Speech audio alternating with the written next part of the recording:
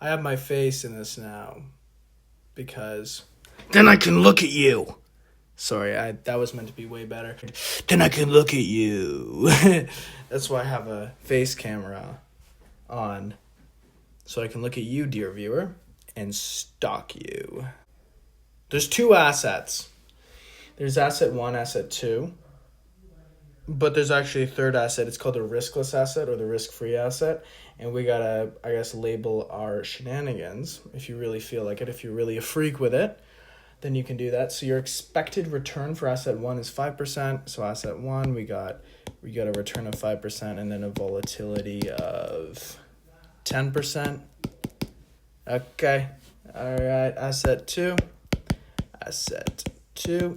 You've got an expected return of 10%, and you got a volatility of 20%. And then, for your boy, the riskless asset, no volatility, kind of like we're doing the last question, and I went over this. Also, the beard is looking like it's gotta go. The riskless asset provides a return of 2%. Okay, you call that milk, because it's 2% milk. Your job, you suppose that the investor uses the maximum expected return strategy to form two portfolios. Again, portfolio 1 invests in asset 1 and the riskless asset, and portfolio 2 invests in asset 2 and the riskless asset. Use a target portfolio volatility of 5%. So this right here is going to equal 5%. And Sharpe ratio. Oh, sorry. I skipped a line.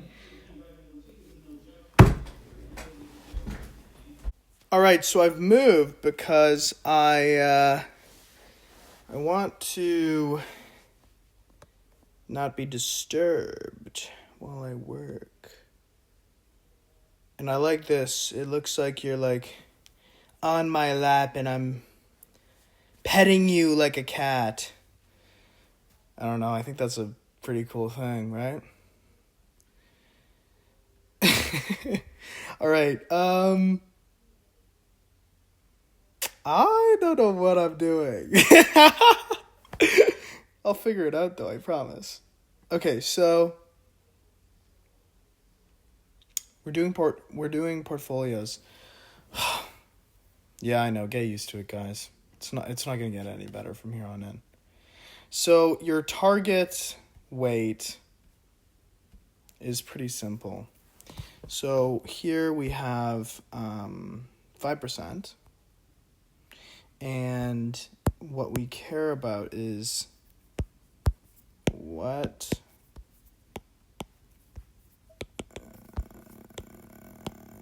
weight we're going to have.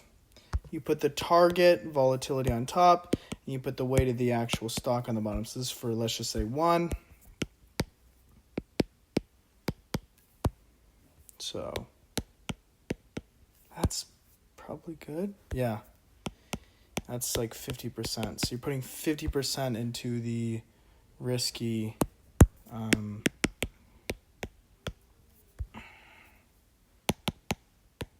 and sorry, I'm not talking right now because I feel like this is pretty straightforward, but maybe it's not. So we calculated the weight with the target portfolio volatility method. So this is what that is. Okay, and you'd have, like, because we're doing it for portfolio 2 as well, right? We'll do that later, but I guess like the rule of thumb is that's an I. Yeah. Sorry, that's supposed to be an I and I drew a J. Yeah, that's your freaking... Sorry. That's your common rule, I guess, there. Okay. So we know this is going to be 0.5. It's 50-50. This is the return on stock 1. I wrote I because I've been writing I.